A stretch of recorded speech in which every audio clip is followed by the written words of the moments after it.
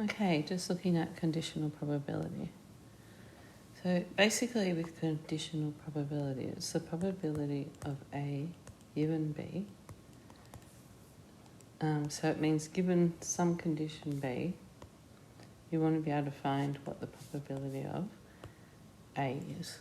Now, there is a rule for doing it. You could also use your own common sense in doing it. Like, you also think about it and work it out from there as well. The actual rule is the probability of A intersection with B.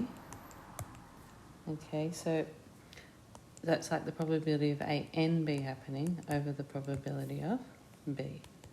So the probability of A and B over the probability of B. Okay, so we're just going to look at this question, and then we'll see how we do it. So we're going to do it first of all with the formula, and then we're going to do it without the formula. Now, it is helpful here because we've got two things happening, just to draw yourself a tree diagram up. So a tennis team has a probably 76% of winning when they are away from home, and 45% chance when they are at home, and 45% away. 58% of their matches they are away. So we should just, like, if we do a tree diagram, they could be away or they could be at home. And then if they're away, winning their match if they're at home, and if they're away, they have a 45% chance of winning. I should put 45% on there. Okay, got it. So here we go. So if they're at home, right, and if they're away, if they're at home, they could win or they could lose. They could win or they could lose. If they're at home, they have a 76% chance. So that would leave you with 24% of losing. And if they are away, then they have a 45% chance of winning, so a 55% chance of losing. Now, the team plays 58% of their matches away, so that means they must have 42% of their matches at home. Okay, so let's look at the question. So we want to find the probability they win the match. Okay, we are given they are away. Okay, so let's just do it using the formula first. So that would be win the match, and they are away, over the probability they are away. Okay, so winning the match and they are away, that would be, I'm just going to look up the probability tree, they're away and they win the match. So that's going to be, let's see, it's going to be 58% times 45%. What's the probability that they are away? So the probability that they are away is 58%, okay? You see how these cancel out? That just indicates that it is actually an independent event. So that's just using the formula. So you just calculate that and you will get 45%. Now let's just do it using thinking about it and just using our brain. So wins their match and they're away from home, given they're away from home. So given they're away from home, the probability that they actually win would be 45%. Okay, so that's A. So B, they're at home given that they win their match. Okay, so let's go for that. So given they're at home, given that they win their match. Okay, so let's just do this using the formula. So given that they're at home, given that they win their match, that would be probably they are home and they win, over the probability that they win. Okay, so let's just figure that out. They're at home and they win. So they're at home and they win. That would be 42% times 76%. Now, the probability that they just win, let's have a look at the probability they win. The probability that they win, they could be away and win, or they could be home and win. So that would be 42% times 76% over.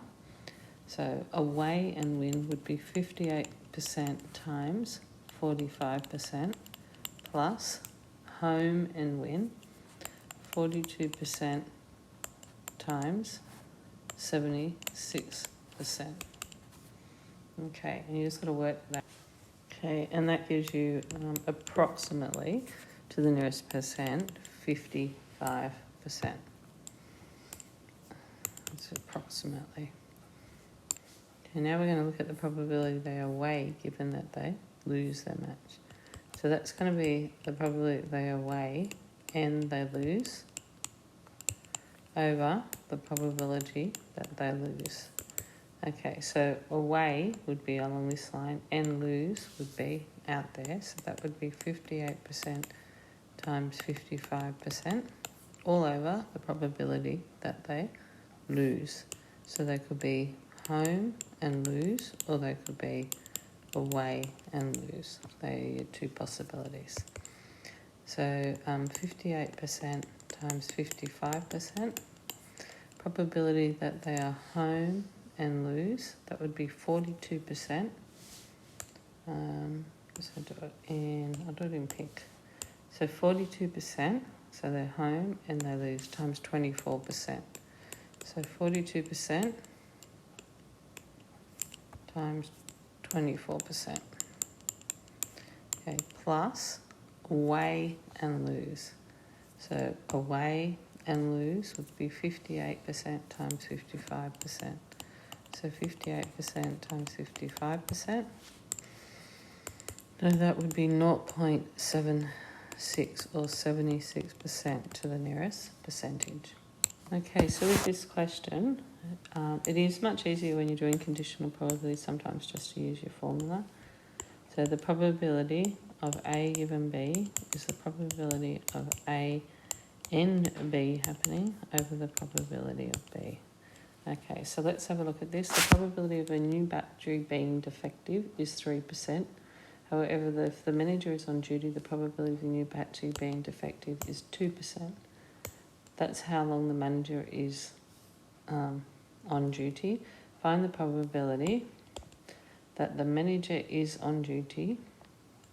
So the manager is on duty given if a new battery is defective. Okay, so given that it's defective. So let's just put, instead of put duty, let's put the manager is on duty given that it's defective. So using the formula, that would be the probability the manager is on duty and it's defective over the probability it is defective. So if we draw a tree diagram, we have the manager on duty or the manager not on duty.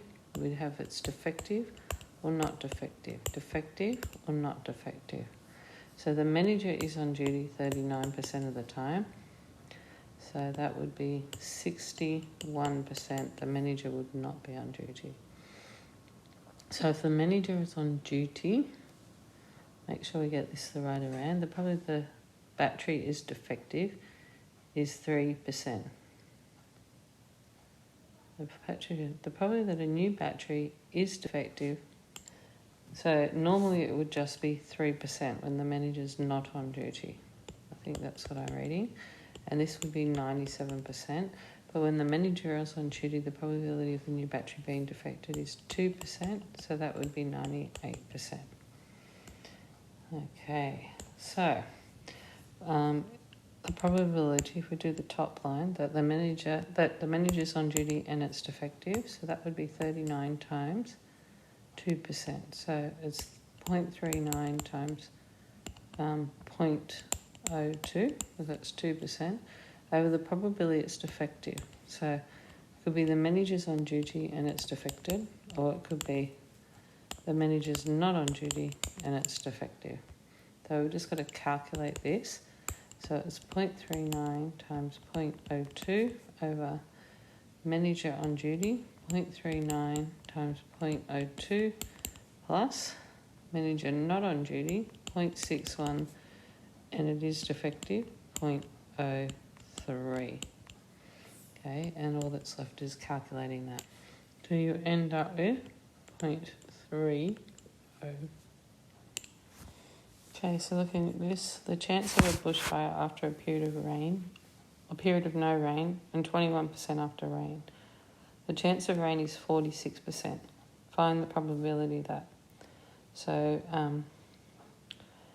chance of a bushfire is after rain. So let's just just do a tree. So get rain or no rain, bushfire or no bushfire, bushfire or no bushfire.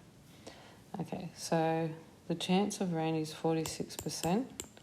That means the chance of not rain is 54%. The chance of a bushfire is 85% after it hasn't rained, so that's 85%, so that would be 15%, no bushfire. And after a period, 21% after rain. So chance of a bushfire is 85% after no rain, done that, and 21% after rain. So that'll be 21%, so it'll be 79% to make 100. Okay, so let's just use that to find the probability. So part A, the probability there's no bushfire given that it rained. Okay, so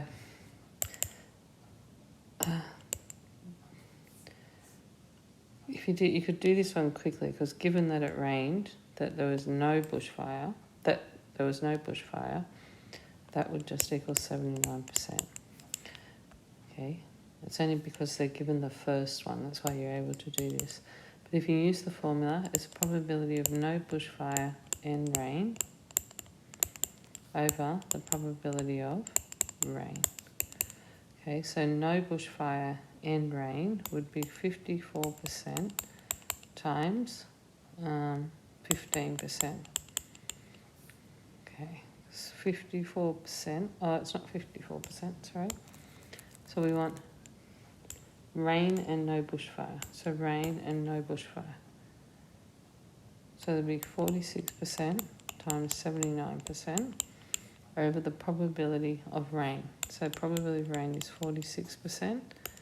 So they're going to cancel out and you actually get 79% as your answer. Okay, so if we look at part B, the probability that it rains given that there was a bushfire. So that's the probability of rain and a bushfire over the probability of a bushfire. So rain and a bushfire would be 46% times 21% over a bushfire. So a bushfire would be the probability of rain and a bushfire, or the probability of no rain and a bushfire. Okay, so what have we got here? 46% times 21% over the probability of rain and a bushfire is 46% times 21%, or we could have the probability of no rain, which is 54%, and a bushfire, which is 85%. It's quite a high probability. So I end up with 0.17, or approximately 17%.